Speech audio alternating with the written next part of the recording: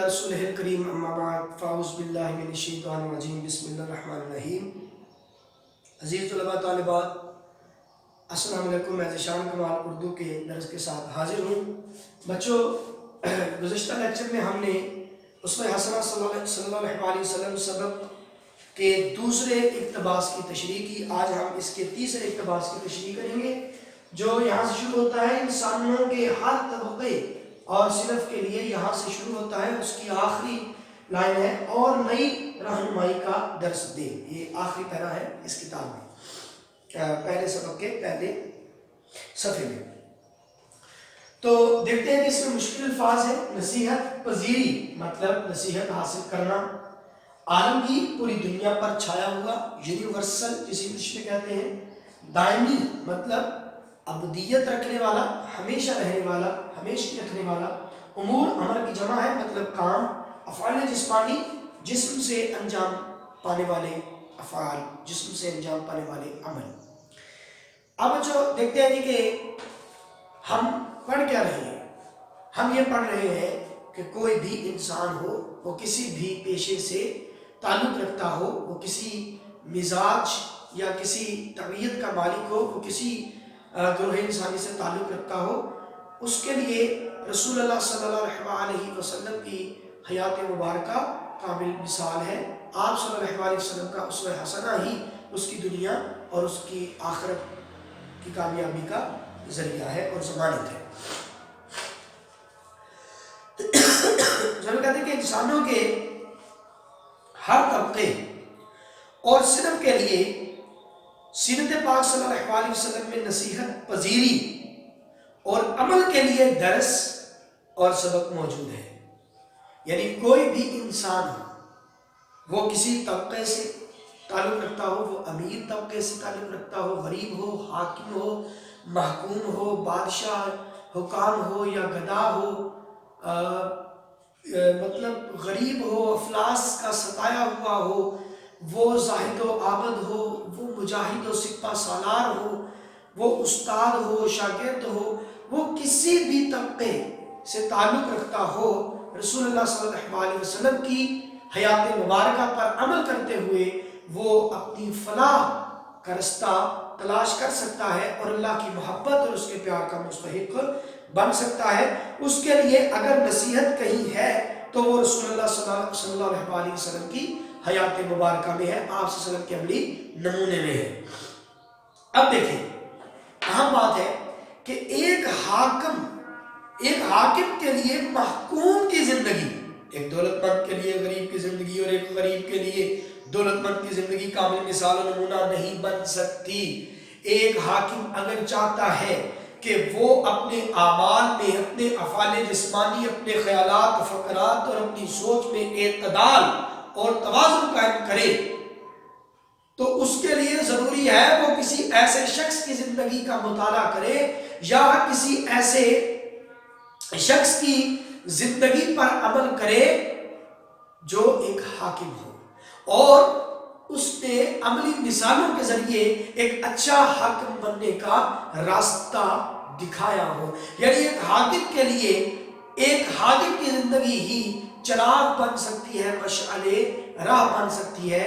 ایک محکوم کی زندگی ایک حاکم کے لیے یا ایک حاکم کی زندگی ایک محکوم کے لیے مثال نہیں بن سکتی۔ اسی طرح ایک غریب کے لیے دولت مند کی زندگی کامل مثال نہیں بن سکتی۔ اگر ایک غریب کسی ایسے شخص کی اتباع اور تقلید کرتا ہے جو دولت مند ہو تو وہ کبھی فلاح کا راستہ نہیں پا سکتا، وہ کبھی اپنے دل کے اندھیروں کو اجالوں میں نہیں بدل سکتا، وہ دل کے نہا خانوں کے ظلمت قدوں کو کبھی روشن نہیں کر سکتا، کیونکہ دولت مند شخص کی زندگی کا اپنا اصول ہوتا ہے، اس کی زندگی کا اپنا ایک مزاج ہوتا ہے، اور ایک غریب کی زندگی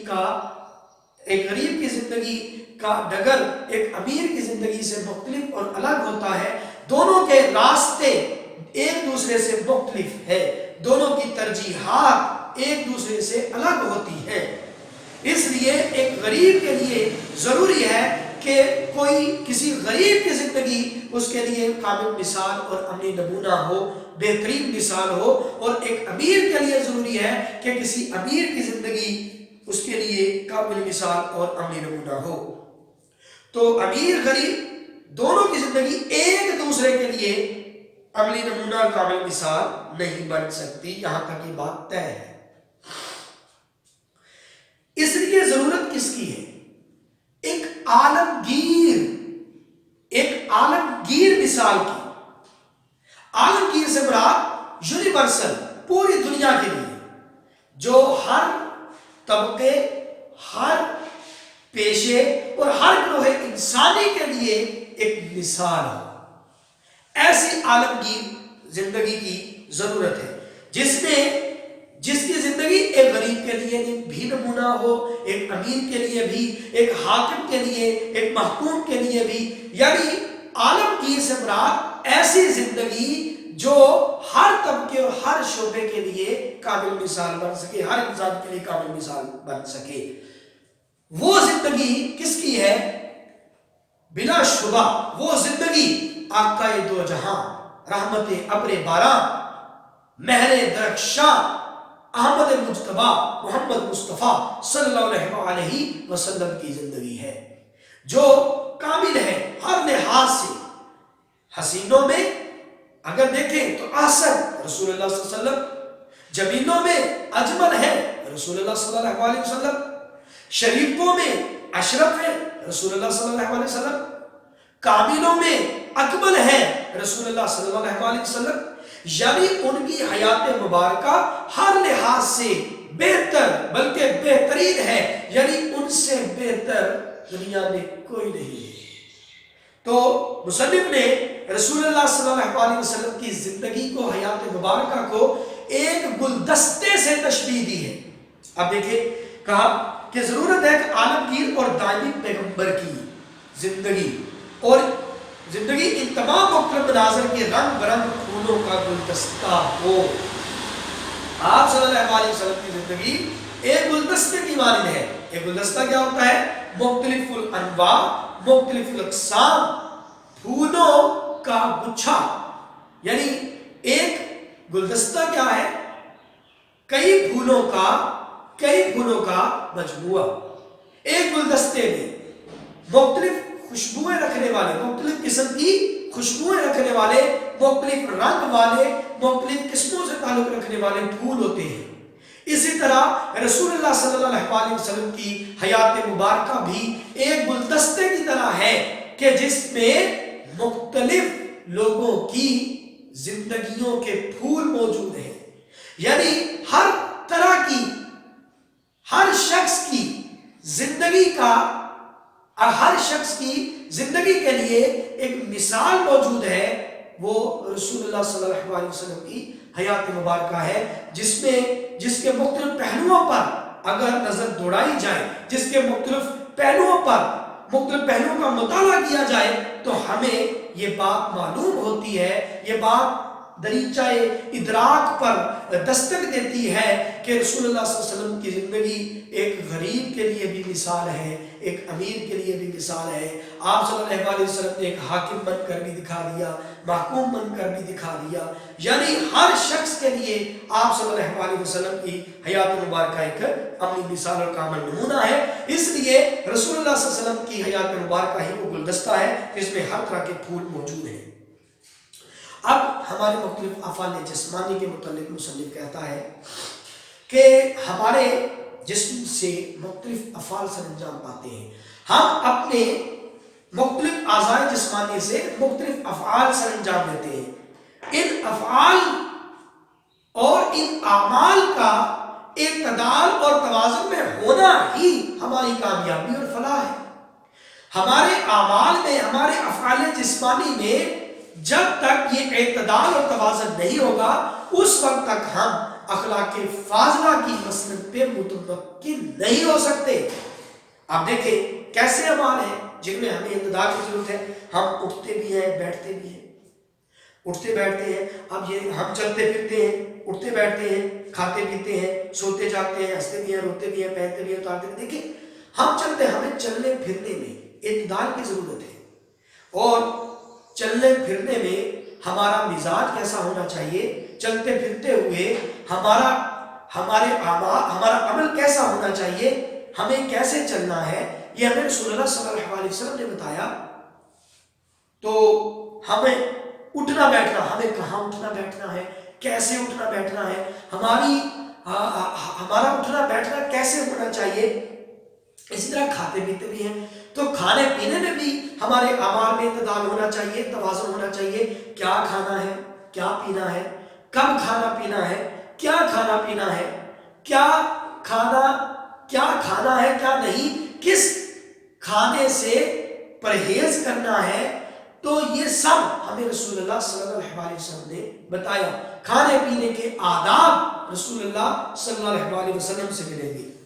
اسی طرح سونے جاگنے کی آداب بھی، یعنی سونے کا وقت کیا ہے، جاگنے کا وقت کیا ہے، اب رات کے کس پہر ہمیں سونا ہے اور صبح کس وقت ہمیں بیدار ہونا ہے، یہ ہمیں رسول اللہ صلی اللہ علیہ وسلم کی حیات مبارکہ سے پتہ چلتا ہے سونے جاگنے کے متعلق۔ اور یہ مثالیں آپ خوب سمجھتے ہیں سونے اور جاگنے کے متعلق، کہ رات کو کب سونا ہے اور صبح کب بیدار ہونا ہے۔ یہ رسول اللہ صلی اللہ علیہ وسلم کی حیات مبارکہ کا مطالعہ کریں تو آپ کو پتہ چل جائے گا، آپ کو اس بات کا علم ہو جائے گا۔ یہ بات آپ پہ اظہار میں شمس ہوگی کہ رسول اللہ صلی اللہ علیہ وسلم کے حیات مبارکہ میں ان کا ہر عمل ہمارے لیے مثال ہے، کامیابی کا ایک راستہ ہے، کامیابی کے کئی راستے کھولتا ہے ہمارے لیے۔ اسی طرح ہنستے بھی ہیں، روتے بھی ہیں، تو ہنسنے اور رونے میں بھی ہمیں اعتدال کی ضرورت ہے۔ ہمیں کیسے ہنسنا ہے، کس بات پہ ہنسنا ہے، کہاں ہنسنا ہے، رونا ہے تو کس حد تک رونا ہے، کیسے رونا ہے، کس بات پہ رونا ہے، کس بات پہ مسکرانا ہے۔ پہنتے بھی ہیں، اتارتے بھی، تو پہننے اور اتارنے کے آداب بھی ہمیں رسول اللہ صلی اللہ علیہ وسلم نے بیان فرمائے۔ آپ صلی اللہ علیہ وسلم کی عملی زندگی میں، آپ صلی اللہ علیہ وسلم کی حیات مبارکہ میں ہمیں معلوم ہوتا ہے کہ کیا پہننا ہے، کیسے پہننا ہے، کیا نہیں پہننا۔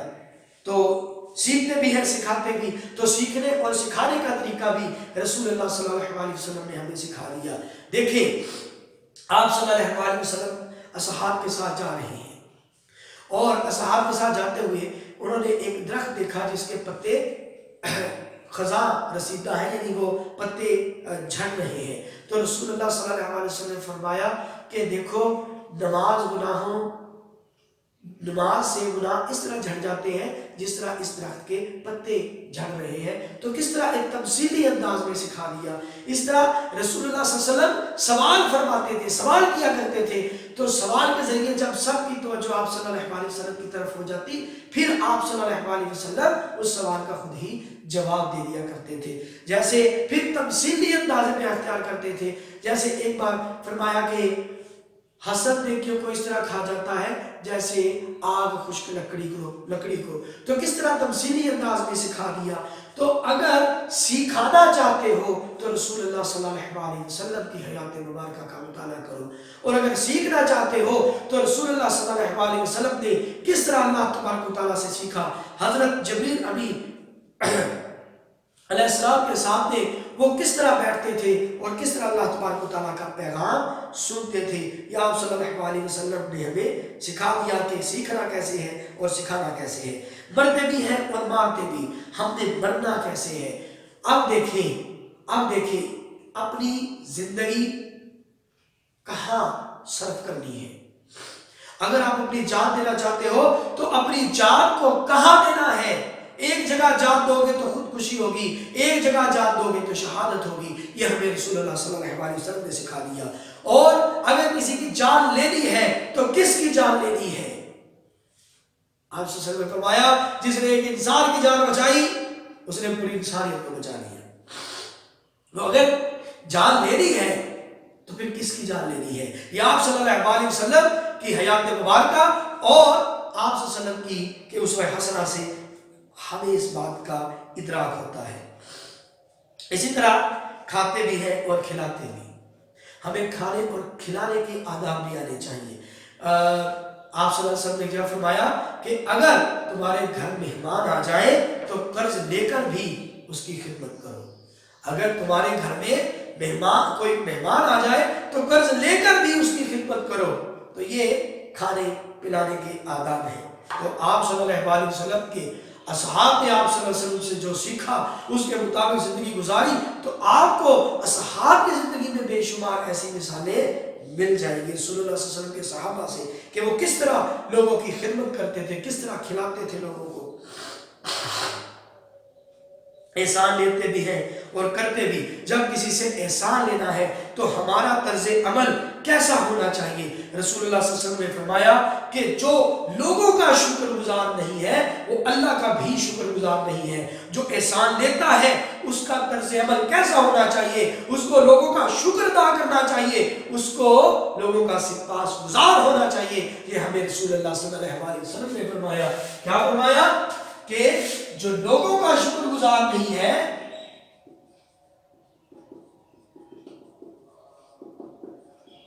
وہ اللہ کا بھی شکر گزار نہیں ہے.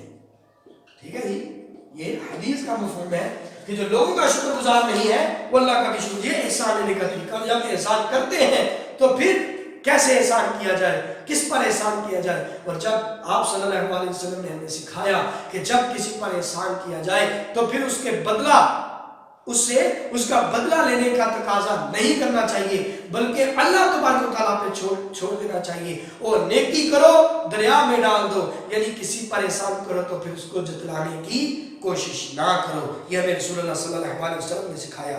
اسی طرح اپنی جان دیتے بھی ہیں اور بچاتے بھی. یہ پہلے بھی بات ہو چکی ہے کہ اپنی جان دینی ہے تو کہاں دینی ہے.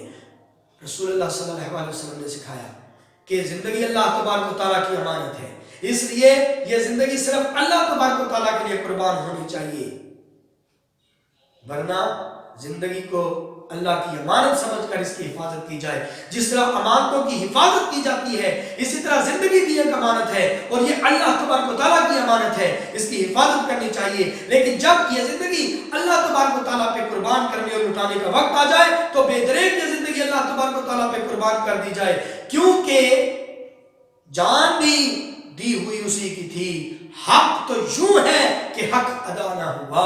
یہ مرزا غالب کا شعر ہے, اسے بھی نوٹ کر لیجئے گا. اسی طرح عبادت بھی کرتے ہیں, دعا بھی کرتے ہیں. تو عبادت کیا ہے اور دعا کیا ہے؟ دعا اب عبادت کیسے کرتی ہے؟ عبادت کیا ہے؟ اللہ تبارک و تعالیٰ کے احکام پہ عمل کرنا, اللہ کی مخلوق کو نفع پہنچانا. رسول اللہ صلی اللہ علیہ وسلم نے فرمایا تم میں سے بہتر وہ ہے جو دوسروں کے لیے نفع بخش ہے. یہ بھی نوٹ کر لیں. تو یہ رسول اللہ صلی اللہ علیہ وسلم نے فرمایا. اب عبادت کیا ہے؟ اللہ تعالیٰ نے قرآن میں فرمایا بے شک ہم نے پیدا کیا جنوں اور انسانوں کو اپنی عبادت کے لیے. یہ بھی نوٹ کر لیں, بے شک اللہ نے پیدا کیا انسانوں اور جنات کو اپنی عبادت کے لیے. تو عبادت کیسے کی جائے؟ رسول اللہ صلی اللہ علیہ وسلم نے خود عبادت کر کے بتا دیا کہ عبادت کیسے کی جائے, اور اللہ تبارک و تعالیٰ کے حضور دستے دعا اٹھا کر ہمیں سکھا دیا کہ اللہ تبارک و تعالیٰ سے طلب کیسے کیا جائے, اللہ تبارک و تعالیٰ سے کسی چیز کا تقاضا کیسے کیا جائے. رسول اللہ صلی اللہ علیہ وسلم نے فرمایا دعا مخبر عبادت, کہ دعا عبادت کا مغز ہے. دعا عبادت کا مغز ہے. یہ بھی حدیث ہے. ٹھیک ہے بچوں, یہ بھی نوٹ کر لیں. تو دعا عبادت کا مغز ہے. دراصل دعا کیا ہے؟ دعا اپنی عاجزی کا اظہار ہے. اللہ تبارک و تعالیٰ کو انسان کا سب سے ناپسندیدہ عمل غرور ہے اور سب سے پسندیدہ عمل اس کی عاجزی ہے.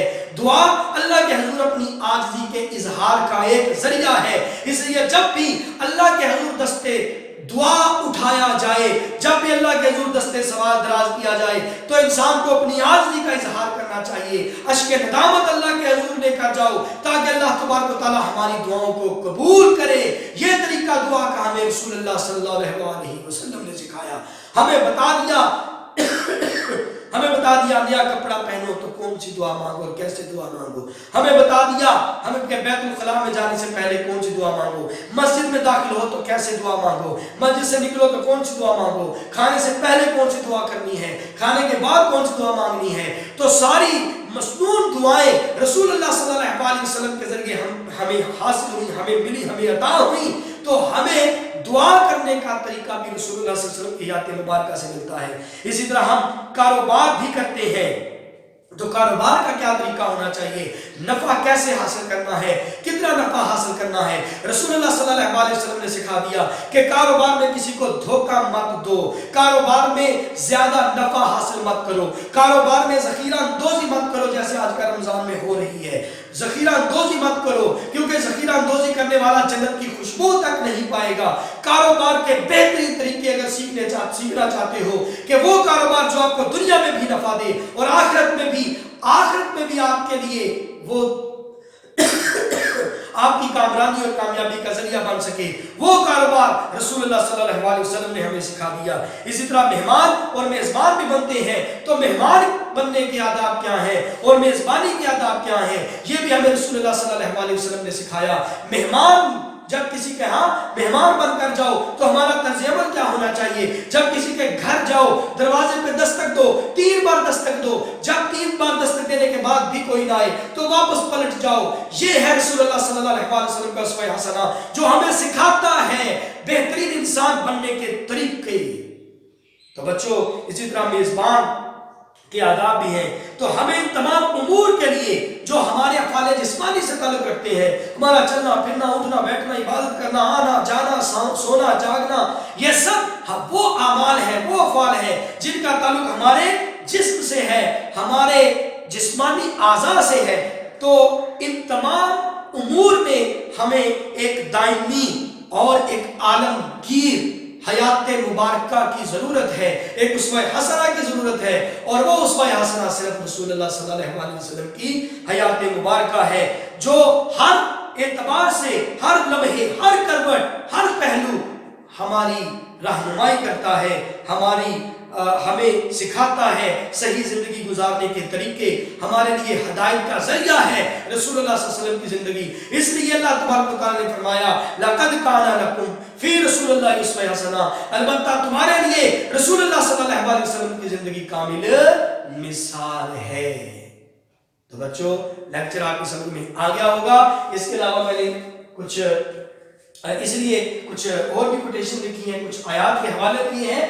اللہ تعالیٰ نے قرآن مجید سورہ حجرات آیت نمبر 1 میں فرمایا تم مت بڑھو آگے اللہ اور اس کے رسول سے اور اللہ سے ڈرو، یعنی رسول اللہ صلی اللہ علیہ وسلم، اللہ تبارک و تعالیٰ اور رسول اللہ صلی اللہ علیہ وسلم کے حکم سے آگے مت بڑھو، جہاں تک اللہ تبارک و تعالیٰ نے حکم دیا اور اس کے رسول نے وہیں تک رہو، تو تم کیا ہوگے، تم اپنے افعال جسمانی اور اپنے اعمال میں توازن اور اعتدال پیدا کر لو گے اور اخلاق فاضلہ پر متمکن ہو جاؤ گے، آگے بڑھو گے تو حلال ہو جاؤ گے۔ اور حضرت علی رضی اللہ تعالیٰ عنہ فرماتے ہیں کہ ہم گمسان کی جنگ کے موقع پر بھی حضور صلی اللہ علیہ وسلم کے دامن میں پناہ لیتے تھے۔